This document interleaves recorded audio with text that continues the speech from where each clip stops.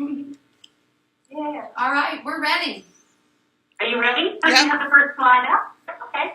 So to start off, guys, I came to Istanbul as a tourist with my daughter last April.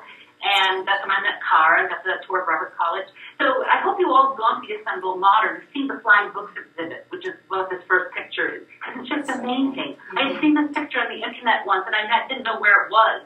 And we just happened to go to the art museum. And when I walked downstairs and saw it, I was like, oh my gosh, this is it. So there's a plug. Second thing in Istanbul is the Museum of Innocence, if someone hasn't already recommended it, which is the museum focused around a novel of Orhan Pamuk. So put that on your tour guide list. All right, next slide. Learning personalized. Have you got the slide up? Yep. Yes. Okay, so Greg Curtis is going to be your keynote tomorrow morning. And I actually saw Greg several years ago at Deer Cost. And it was interesting for me to see where his career path has gone and to, read the book.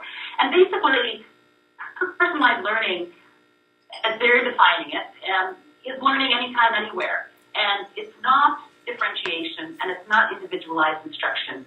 It's the learner going on their own path at their own pace in their own time and space. And then slide 3, what I'm Googling is, boy, until you asked me, you kind of said this is what the theme of the conference is, I don't think I've really gone out and read about it explicitly. But it's very big, and you can see the Zuckerbergs, they're just putting millions and millions of dollars into it, which you kind of sigh and think that they're going to make millions of dollars off this concept. But it still is showing that this is something we all need to be looking at, and it's about software that understands how individuals learn best, and where individuals need to focus. Slide 4.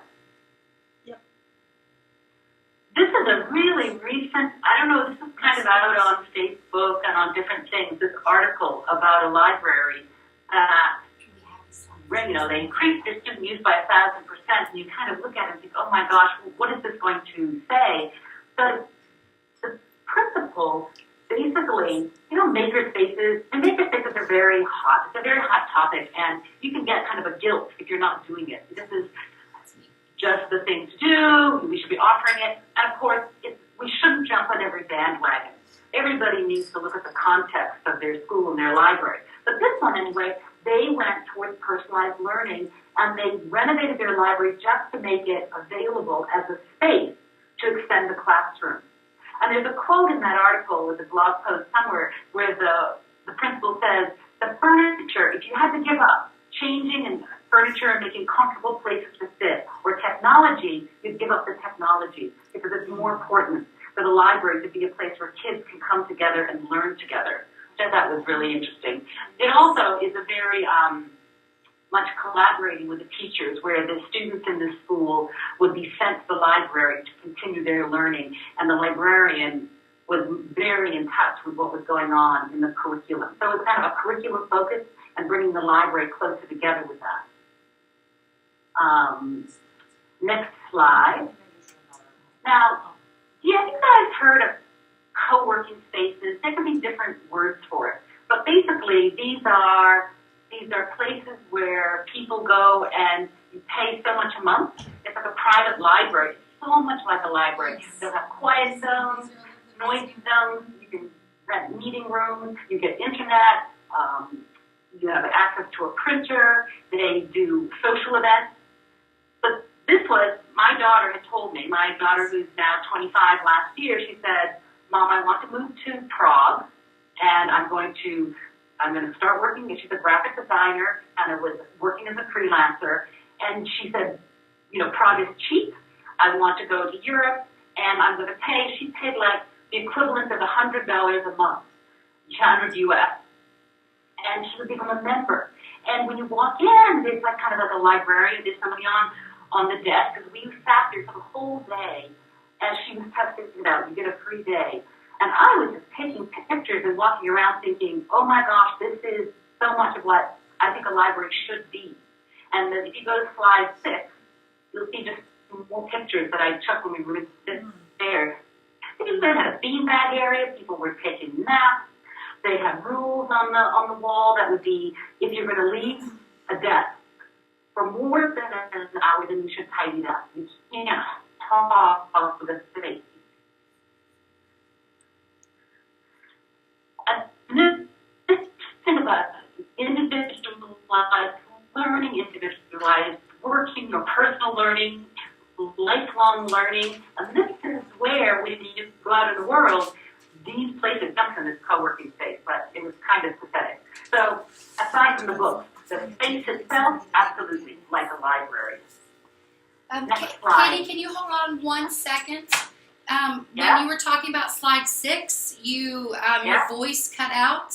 I'm going to close some things. Amanda went to see if we can get a network cable so that the internet connection doesn't cut out. You sound fine right now. So can you talk about slide 6 again? Sorry. Okay, so slide 6, that's okay. That was, so this was pictures I took at this co-working space in Prague that my daughter, we had one free day to test it out and get to see, because she said to me there are other co-working spaces. And so she was shopping. And the furniture, I was looking for furniture, I'm looking for beanbag area, I'm looking at the rules.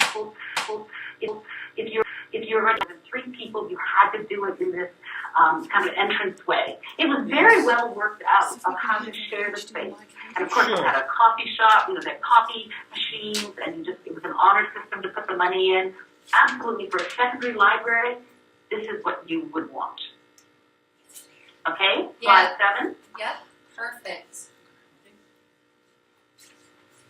All right, so slide 7.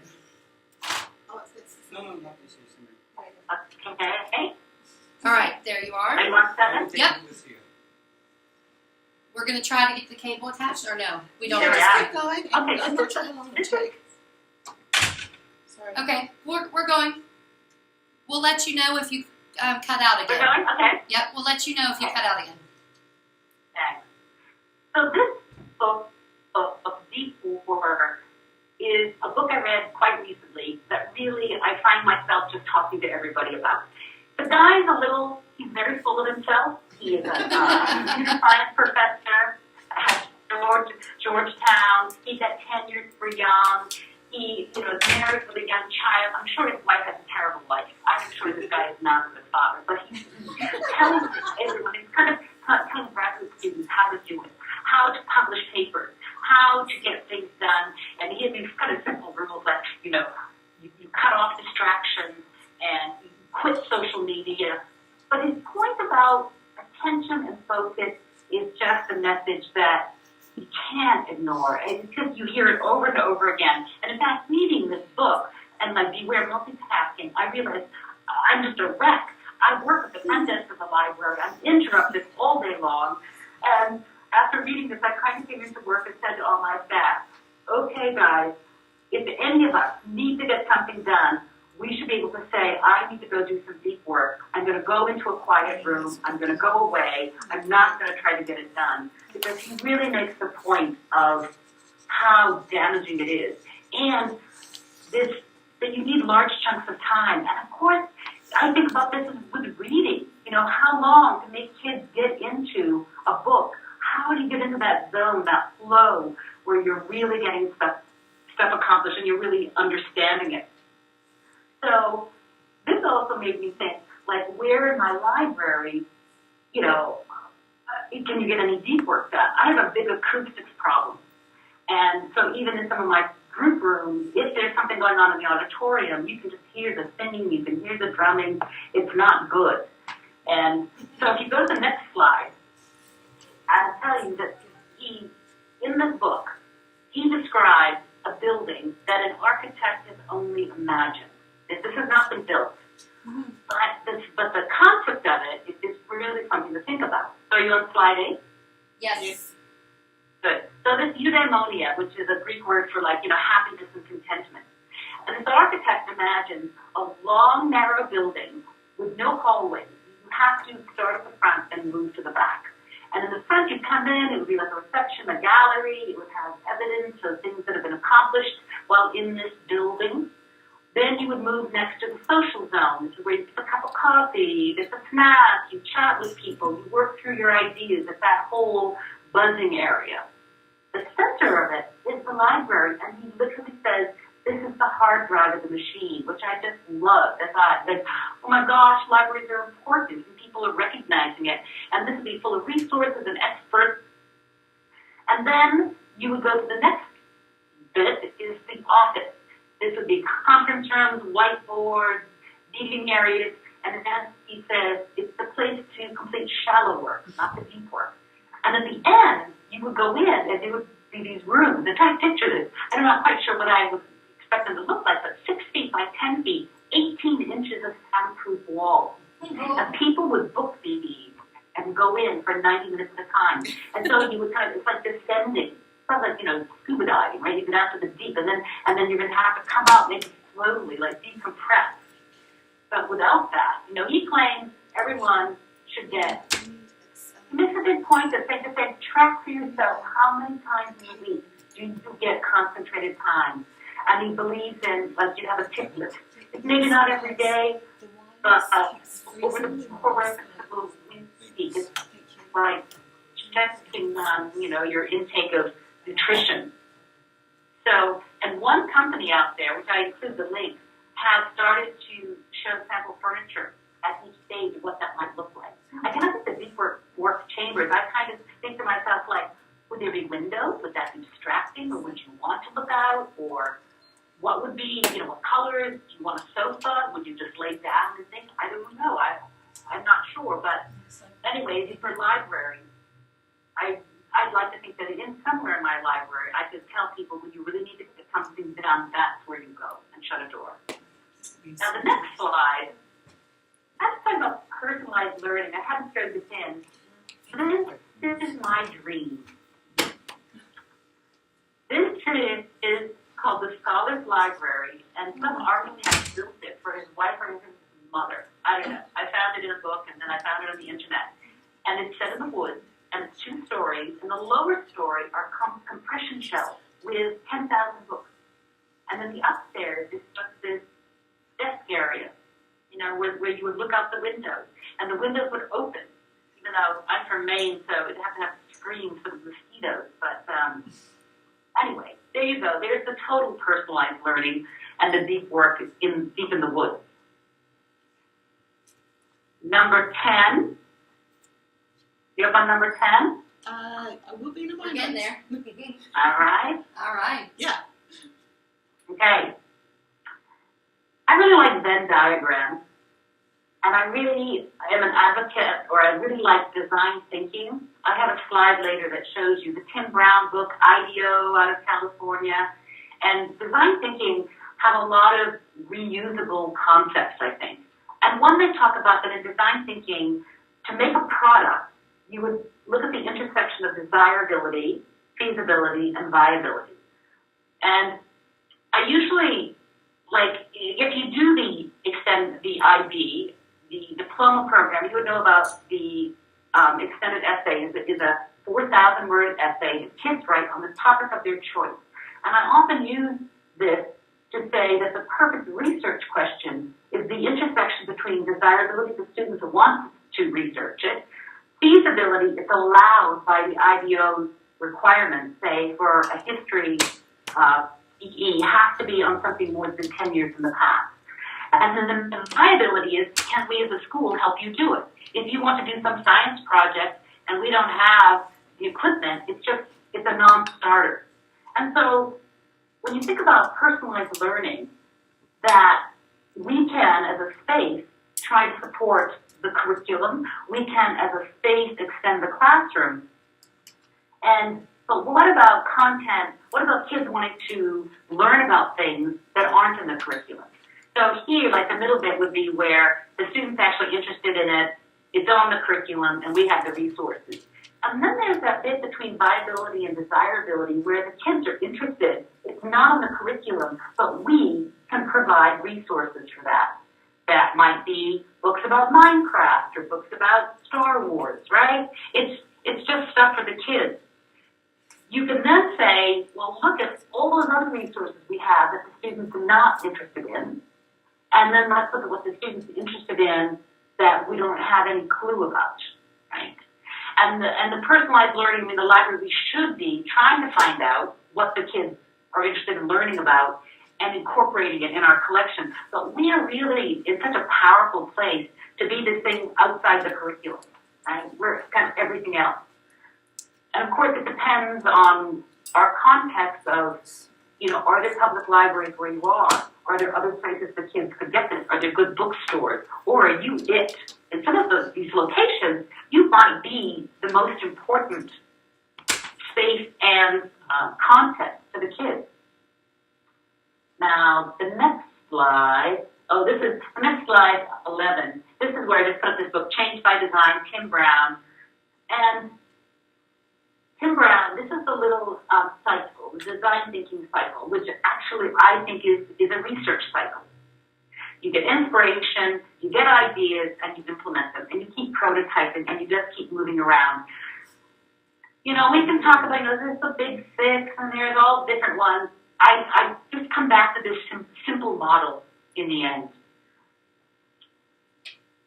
And really, I think that when it comes to personalized learning, our curriculum, what we really, really have to offer, what we bring to the table, is the research cycle. It's about research. That's our specialty. And so we need to kind of highlight it more and say, yes, you know, we can help you out on anything in your life to become a lifelong learner.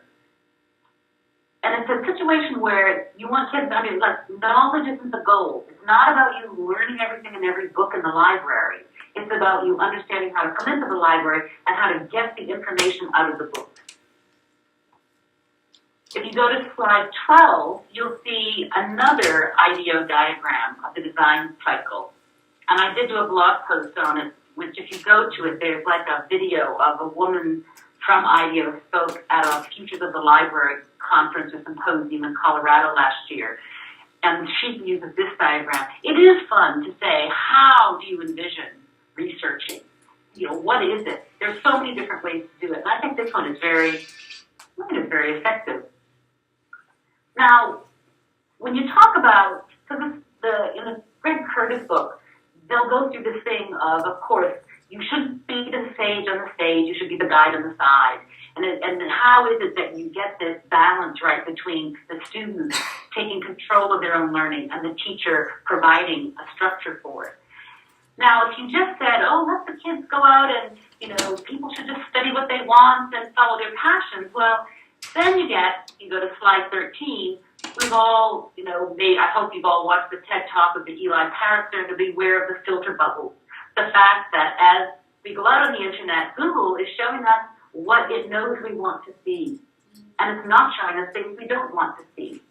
And this is, you know, such a big problem to go, and it's interesting with kids to show, if you go to Google Singapore or Google UK or Google Australia, different results will come up based on what you search for. So it's all very hazy. Now, the next slide, 14. 14 is one of my favorite, because who is that Donald Rumsfeld that during the Iraq War, he kept talking about the unknown unknowns and the known knowns. Mm-hmm. And this is the metaphor I use for kids when I do the extended essay for the IB students about researching is, you know, it's like this is a discipline, and from a distance, you can see some bits. You can see the big mountains, which might be the big experts, but you really don't know the lay of the land until you get into the discipline. And then you find out, if you're doing the French Revolution, who are the biggies of the French Revolution? Because in life, this is it, you know what you know what you don't know, but the things that will trip you up are the things you don't know. So if you did a paper on the French Revolution that didn't include some big expert, you know, the examiner's going to think, wow, how could you miss this? It's a mountain. It's a mountain in the landscape. So researching as a journey is a metaphor that I think is quite truthful, and you can do so much with it. So if you go to the next slide, this is how we introduce the extended essay, and we take it from the English hero's journey, and we talk about how you're going off, and then we say, like, the backpack of your resources. I used to say EasyBib, but now EasyBib is going away, so now we're going to start using RefMe. You know, Google Docs can be the map of your journey, and Turnitin is going to be the compass, which shows you if you're going in the direction of your own thinking. But you could also go for other metaphors and ask your kids, what do you think it is? But this thing of the abyss and the death and the rebirth, you know, and how thankful you'll be to celebrate when it's all over with. So if you then took that metaphor, go to slide 15, and I've never thought this is a recent one I thought about putting these slides together, because I mean, I love the research metaphor, but what if we're like travel guides, right? And then this quote by Edith Ackerman, who's a MIT professor that I saw a couple of summers ago when I went to kind of a makerspace, event. It was a summer session in New Hampshire. And she was just wonderful. And she works with really young children, and play is her focus.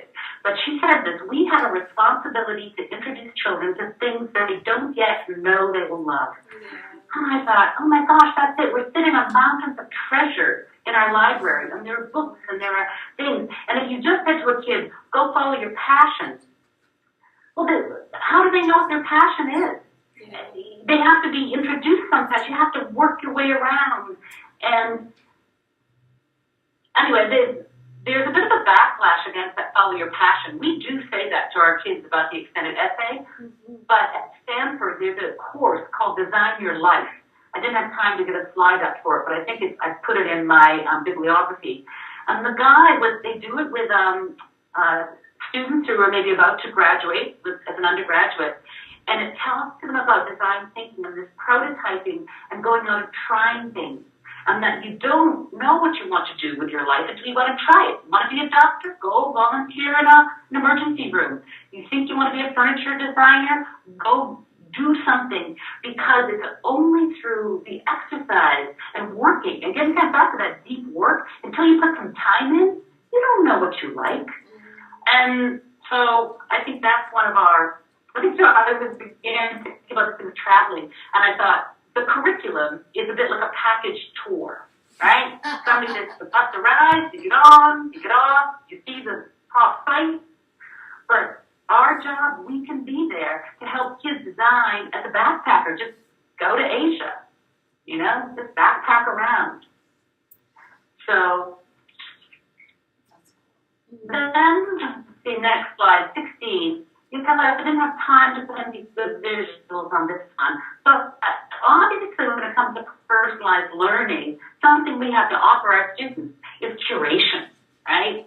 Because if we're sitting on that mountain of treasure, and how do we make it available? We make lists, we recommend links, and Destiny. So Destiny, we have resource lists, and I don't know, I actually haven't managed, have I tried to get students to make their own resource lists? Sometimes I think the thing about resource lists or, looking at their reading history is it's a closed universe. It's only the books that are in our catalog. Whereas if you encourage kids to sign up for Goodreads or library things, assuming they're over the age of 13, then they can start tracking their reading for the rest of their life. And you can export, if you start on Goodreads or library thing, you can always export to a spreadsheet and import it into another tool that you like. But it's really interesting for people to look over their reading history. I have a colleague at the American School here, and she was 3rd and 4th graders, maybe 5th graders, has them go into Destiny, and they look at their own reading history logs. And then she has them write reflections on, oh, look, when I was in 2nd grade, I went through a phase of reading these series books. Oh, look, when I was in 3rd grade, I went through a graphic novel phase, or I've grown as a reader, and she just raves about it as an exercise. I haven't done it. I'm a middle school, high school librarian now, and I don't think the kids, I think their reading is more broad than what I have. I don't know, I push Goodreads for them, and then I push them to make really interesting bookshelf titles of things they've read to curate, like books I could read 500 times, books I can't understand anyone ever liking, like that. Ego. I bookmark, I have thousands of links on Ego. I couldn't remember anything for my life depended on it if I didn't bookmark it to Vigo. Flipboard, I started doing that to make magazines for different, like if a teacher says, oh, we're doing a unit on bullying, can you get us some articles? Then I'm using Flipboard in order to curate that, and then I can invite teachers to add to the curation. So that's just a suggestion. But when we talk, I want to know what other people are doing about curation.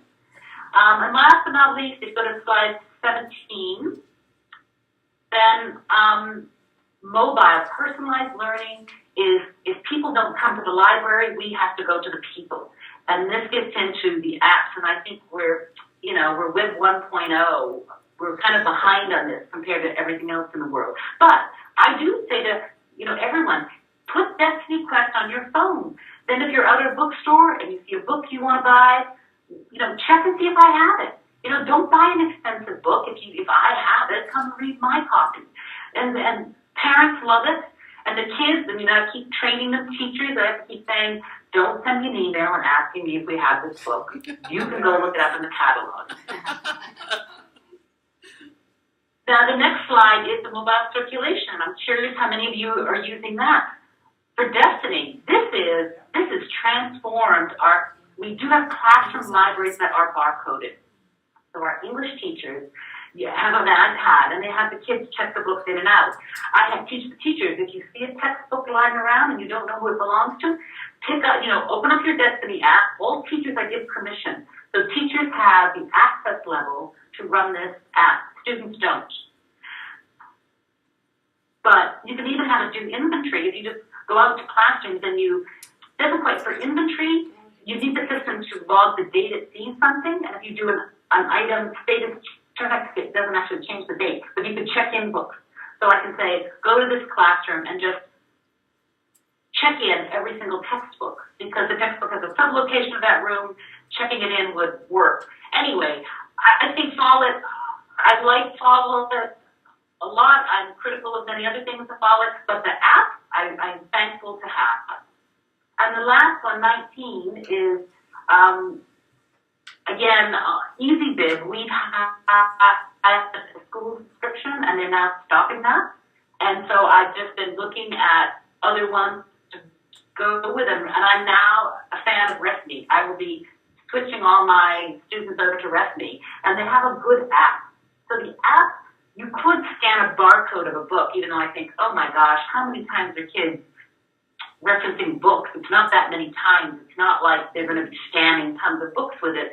But from the app, you can also enter a website. You can do manual entry. You can literally manage your bibliography from your phone, which I think is going to make it more likely that when kids say to me, I'm having trouble finding resources, I can say, show me what you have so far. Yeah. So that's kind of the last slide, because then the last one, I'll show you my citations I exported from my new RefMe, and I made a little project just for this talk. And so there's things that you can go and do further reading. And that's it, guys.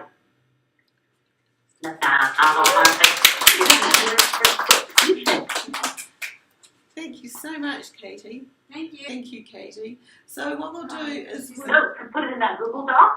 Like if you talk about curation tool app. I've lost you now. Are you there? Yeah, we're coming and going a little bit. We've tried to switch over to a network cable, but I don't know that it's made a heck of a lot of difference. So we'll leave the camera off. Sorry, we get to see you, but you don't get to see us. Do you want the questions on the Google Doc, or as well as just us coming to talk to you? Okay. Yeah, I think it'd be good to record them, just because the people might go back later and think of answers or things to comment on. Okay. Cara, have you got the Google Doc open? I do. Oh, okay. Is this the one with the CISA doc? Yeah. We're just going to throw everything in there. Okay. It's easy, Great. right? Yep. Yeah. Okay. So I'll vacate this chair. If you've got a question for Katie, come up here, because this is where the microphone is. Thanks, Katie. Hi. Hi, I'm using Destiny, and I find it very useful, especially the app, but I haven't used the mobile circulation app. Is that something that you need to pay extra, or you just download No, it? totally free. Just go to your iTunes or Android.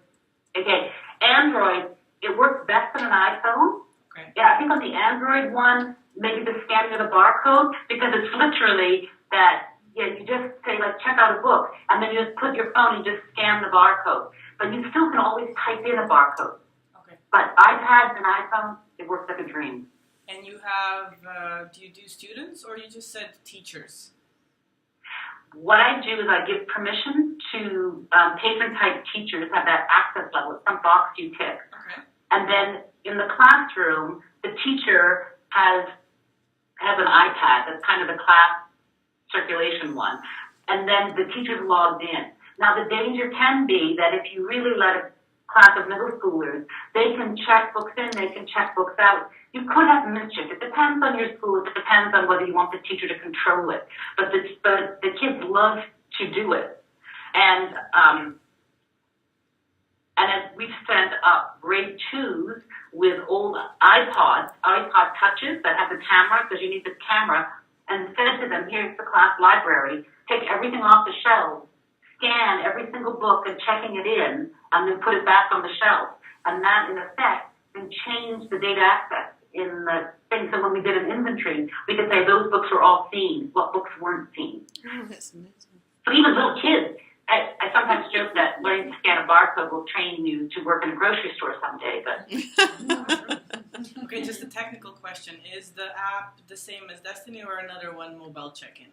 It's a different. You want to go look for Fall It Destiny. One is called Destiny Quest and one is called Fall It Destiny, I think. Yes. Okay, And I'll the just see Fall which It, one it is. Yes. Yes. Okay. if I'm going to go back to my little picture of my That's okay. slide I here. can dig up. It's called, but it's free, it's there, and the one thing you'll need to know is just like with Destiny Quest, it asks for the URL of Yes, the catalog. yes. Is it the same as for the Destiny Quest?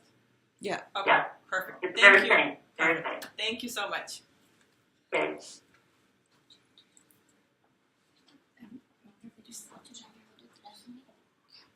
Katie, do you do self-checkout at your school? Do you have self-checkout stations for the kids, or do you still have a circulation desk?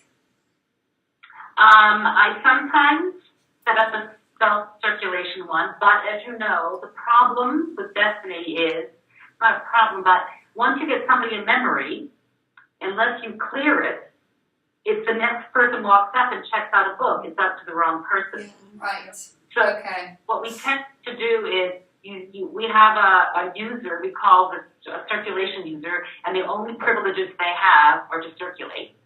So you leave that open on a machine, you set up a barcode scanner, and then one of us stands and watches, and you tell the kids, walk up and either scan your ID card or type in your number and check out your own books. I mean, if they're lining up to check out textbooks, it keeps them a little bit more interested, but I wouldn't have a self-checkout that's completely unattended, just because if they don't understand the thing of clearing memory.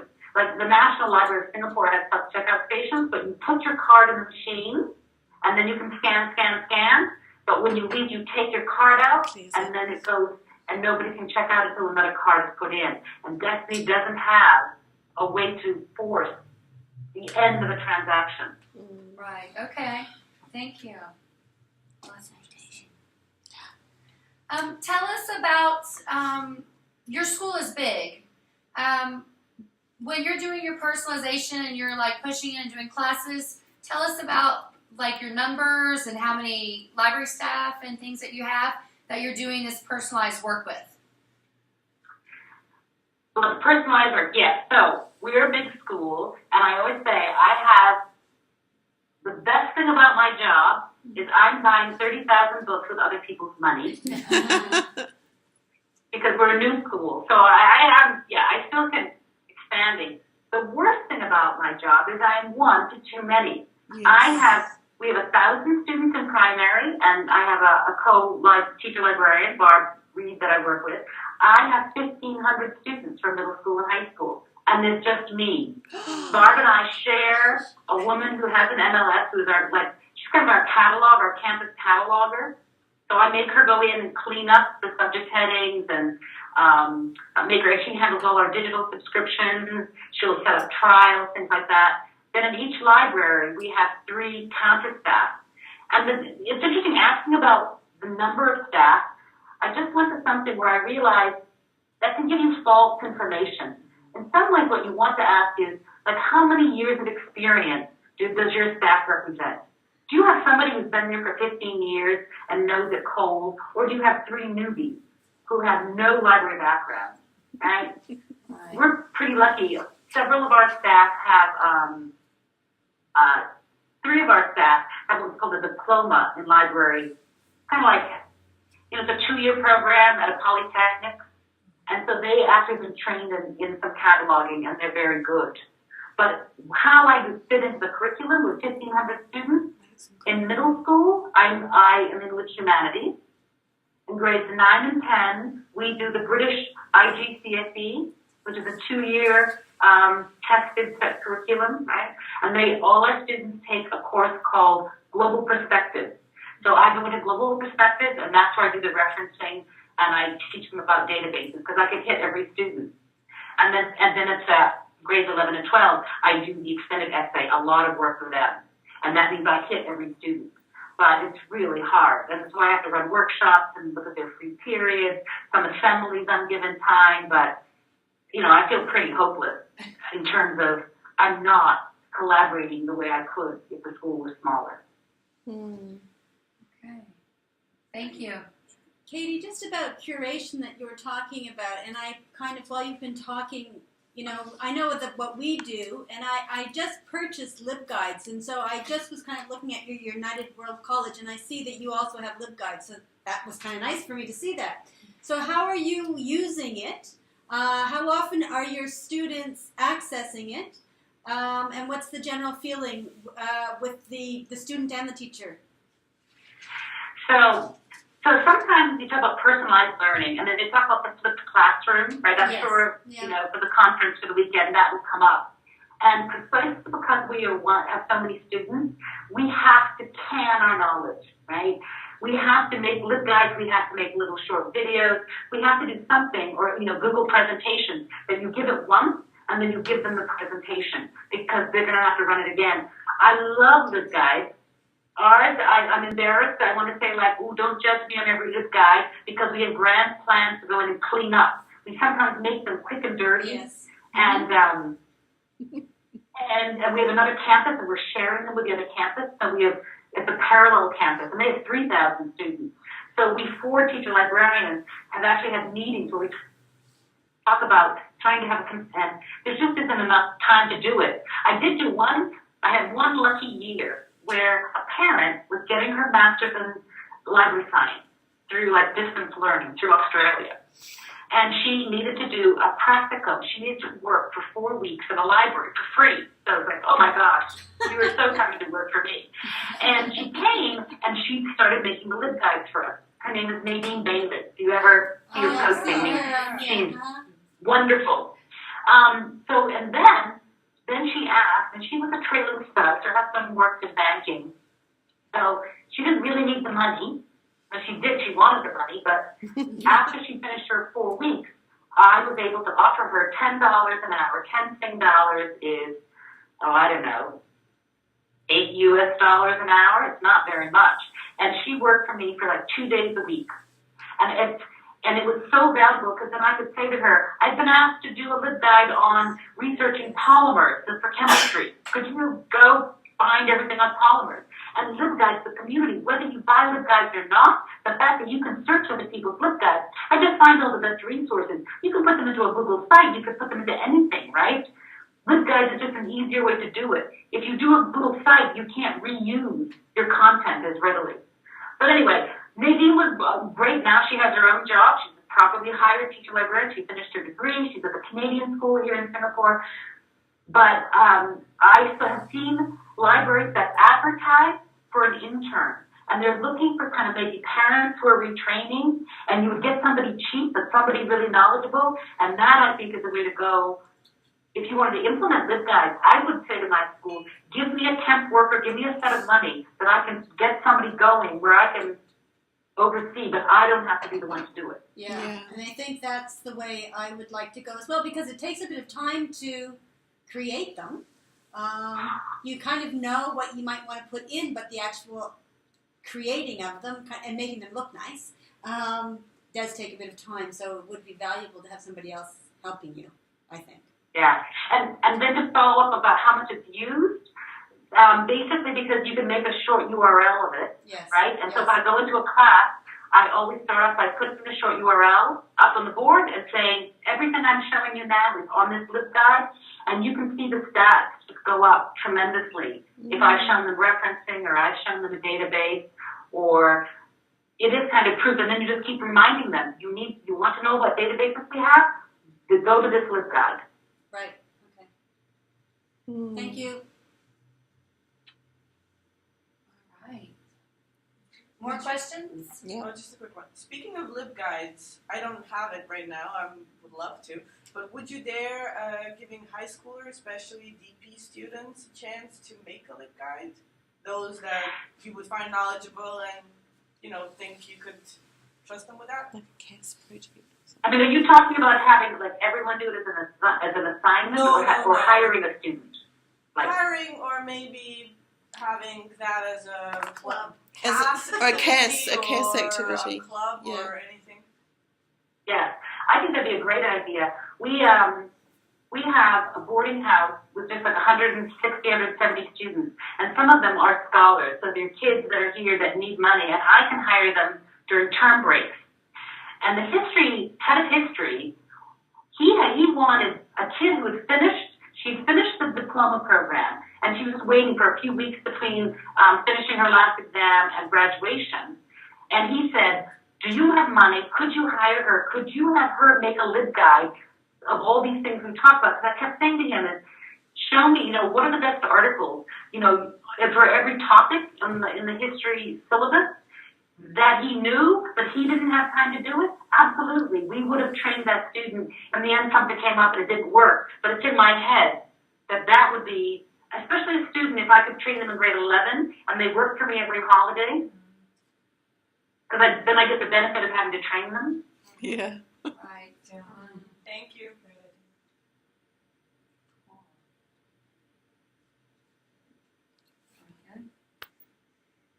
Yeah. I don't know. Anybody else? We have your slides. Everybody, maybe. We have your contact information too. I think we're winding down. This was a lot of things to process, I think. Where are you sitting right now? Are you at home? I'm at home. Yes, I know. Put it this way. Yeah, when we came overseas, and everything is with us. It's a bit like, for these books, right? I keep thinking, I've got to get this stuff back to the States at some point. I don't know when, but it costs a fortune to move. Yeah. And these are all IKEA really boring bookshelves that have suffered through several, being taken down. But it is nice, and when my kids come and I've moved apartments, they will say, well, Mom, it's really just the same stuff. It's just the books are in a different order. Oh, that's great. Well, we sincerely appreciate your time.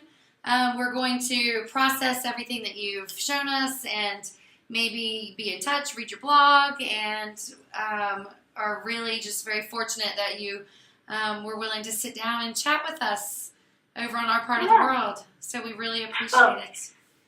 And you have helped me too, because one of my New Year's resolutions is always I need to blog more. I think about these notebooks, these notes, and I'm a slow worker. I need deep work time, obviously. But doing this and putting the slides together, so my next blog post should be a summary of my thoughts on this personalized learning in the library. Because that thing about the co-working spaces, see, since last April, I've had it in my head like, wow, these are amazing places around the world that people can go and just rent space in order to get stuff done that is like a library. And the deep workbook has made a big impression on me. And so anyway, so you've helped me pull together my thoughts, and we'll see if I follow through and actually write it up. Okay, great. Well, we'll be looking forward to reading more from you out of Singapore. Yeah. Ladies, thank Thanks, you Katie. so much. I appreciate it so much.